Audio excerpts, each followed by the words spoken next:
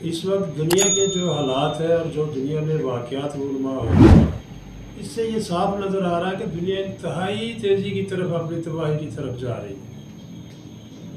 دیکھنے والی بات یہ ہے کہ 2 سال سے زیادہ عرصہ ہو گیا کہ روس کی جاری ہے یوکرائن کے خلاف۔ حالانکہ بظاہر یوکرائن نے کوئی اتنا بڑا ظلم بھی نہیں کیا کہ جو روس کو گراں گزرے، لیکن وہ ایک ہونی ہے جو ہو کے رہتی ہے۔ اسی طرح اسرائیل نے جو فلسطینیوں کا حال کیا ہے، وہاں کی آدھے سے زیادہ غزہ کی پٹی پہ جو قبضہ کر لیا ہوا ہے، جو آدھا بچا ہے وہاں پہ جو لوگ بے یارو مددگار، بھوکے ننگے افلاس میں مبتلا، بیماریوں میں مبتلا، جو اپنے پیارے کھو چکے ہیں، جو فلسطین کی مٹی ہے وہ اتنی جو ہے وہ خون میں لپٹی ہوئی ہے کہ وہاں سے جگہ سے جو ہے نا وہ نعشیں اٹھانا بھی باقی ہے۔ بے شمار لوگ اپنے پیاروں کو کھو چکے ہیں، جو زندہ ہیں وہ بھی مردوں کی سی حالت میں ہیں، وہ بھوکے ہیں، ننگے ہیں، ان کے پاس دوائیاں نہیں ہیں، ان کے پاس خوراک نہیں ہے۔ تو جو آدھا غزہ تباہ ہوا وہ سارے کا سارا ایک کھنڈر کا منظر پیش کر رہا ہے کہ اسرائیل یہ چاہتا ہے کہ اب وہاں پہ کوئی در و دیوار باقی نہ رہے کہ اس کو قبضہ کرنے میں آسانی ہو اور کل کو اس کا دشمن وہاں پناہ لے سکے۔ اور وہی جنگ بڑھتی ہوئی اردن، لبنان اور شام تک جا پہنچی ہے، وہ صرف اسرائیل اور فلسطین کے درمیان نہیں رہی۔ تو یہ ساری صورتحال اگر اس کا جائزہ لیا جائے تو یہ بات واضح ہو جاتی ہے کہ دنیا جو ہے وہ اب تباہی کی طرف تیزی کی طرف سے جا رہی ہے۔ جتنی ایٹمی مواد یا ایٹمی معاملات جتنے بھی ہیں، اگر کسی ایک ملک نے غلطی سے بھی کوئی بٹن دبا دیا، غلطی سے بھی کسی نے کچھ جذباتی فیصلہ کر لیا، تو یہ دیکھنے والی بات یہ ہے کہ دنیا میں کتنے کروڑ لوگ کتنے سینکڑوں میں اور کتنے منٹوں میں مارے جائیں گے۔ ہر علاقہ، آپ انڈیا میں دیکھ لیں، جو یہ حالیہ الیکشن ہوئے ہیں، اس میں جو مطلوبہ نتائج عالمی اسٹیبلشمنٹ چاہ رہی تھی وہی ہو کے رہے ہیں کہ کسی ایک کی بھی مضبوط حکومت وہاں بننے نہیں دی گئی۔ اس کے ساتھ پاکستان ہے، پاکستان کی سیم صورتحال ہر بندے کے سامنے ہے۔ اسی طرح دوسرے ممالک کا آپ تقابلی جائزہ لیتے جائیں تو دیکھتے جائیں اب جو دنیا میں 2024 میں ہونے جا رہا ہے کہ 20 سے زیادہ ممالک جو ہے ان میں انتخابات ہونا جا رہے ہیں۔ وہ انتخابات جو ہے وہ دنیا کا رخ بدلیں گے۔ ان انتخابات میں اگر عالمی اسٹیبلشمنٹ کسی نیگیٹو لوگوں کو، جماعتوں کو آگے لے کے آتی ہے، انتہا پسند جماعتیں آگے آتی ہیں، تو وہ انتہا پسندوں کی حکومتیں بنتی ہیں۔ یہ انتہا آپس میں جب ٹکرائیں گے، انتہا پسند، تو پھر دنیا میں رہ باقی کیا جائے گا؟ تمام جو ہے وہ مذاہب وہ بھی انتہا پسندی کی طرف جا رہے ہیں۔ جو فرقے ہیں، جو گروہی معاملات ہیں، وہ سارے انتہا کی طرف جا رہے ہیں، اپنے انجام کی طرف جا رہے ہیں۔ اور ان کا انجام دیکھنے والا یہ ہے کہ آگے دیکھیں ہوتا کیا۔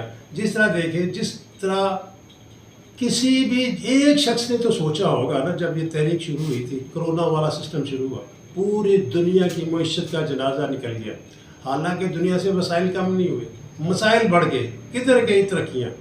300-400 سال سے مسلسل جو انسان ترقی کرتا چلا آ رہا تھا، اس کا یکدم پہیہ جام ہو گیا اور وہاں کی جو معیشت ہے وہ زمین بوس ہوگی۔ اب وہ چلتے اس مقام تک پہنچنے کے لیے اگر دنیا میں امن و امان باقی رہا تو اس ملک کو کئی شاید دہائیاں محنت کرنی پڑے، تو پھر جا کے وہاں پہ وہ ان کے معاملات وہ اسٹیبل ہو سکے۔ ترقی پذیر ملک زمین بوس ہو گئے، جو ترقی یافتہ تھے ان کی بھی وہی معیشت تباہ ہو گئی۔ انسان سے دور ہٹ گیا۔ کتنی چال بازی، مکاری، عیاری سے یہ سازش سوچی گئی ہوگی کہ دنیا میں اگر تباہی پھیلانا ہے تو کس طرح پھیلائی جائے۔ ان لوگوں نے تباہی پھیلائی، ان کی تباہی میں ہی ان کی کمائی تھی، وہ کما گئے۔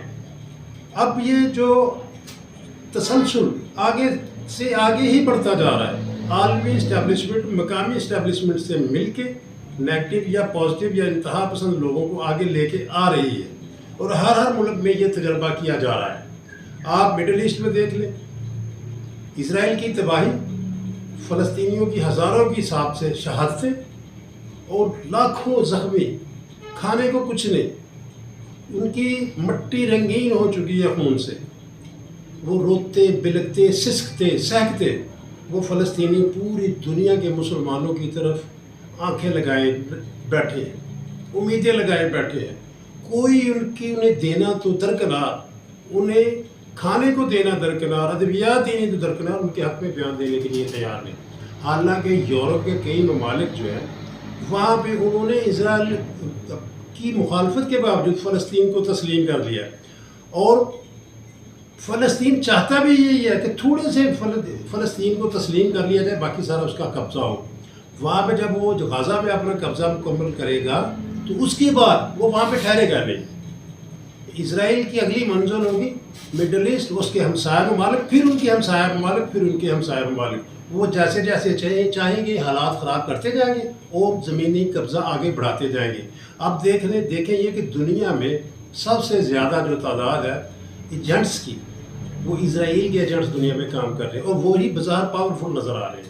وہی ہر طرف سے پوری معیشت کو، پورے وسائل کو ہڑپ کرنے کے لیے تیار ہے۔ تمام ملٹی نیشنل کمپنیاں، حالات برے بھی ہیں لیکن ان کا بجٹ خسارے میں نہیں گیا۔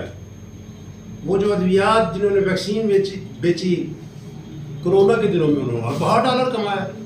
تو اس طرح وہ دنیا کو ڈرا کے بھی پیسہ کما رہے ہیں، اور دنیا کو سہانے باغ دکھا کے بھی پیسہ کما رہے ہیں، اور دنیا کو مار کے بھی پیسہ کما رہے ہیں، اور تمام تر وسائل پہ قبضہ کرنے کے لیے وہ دن رات ایک کیے ہوئے۔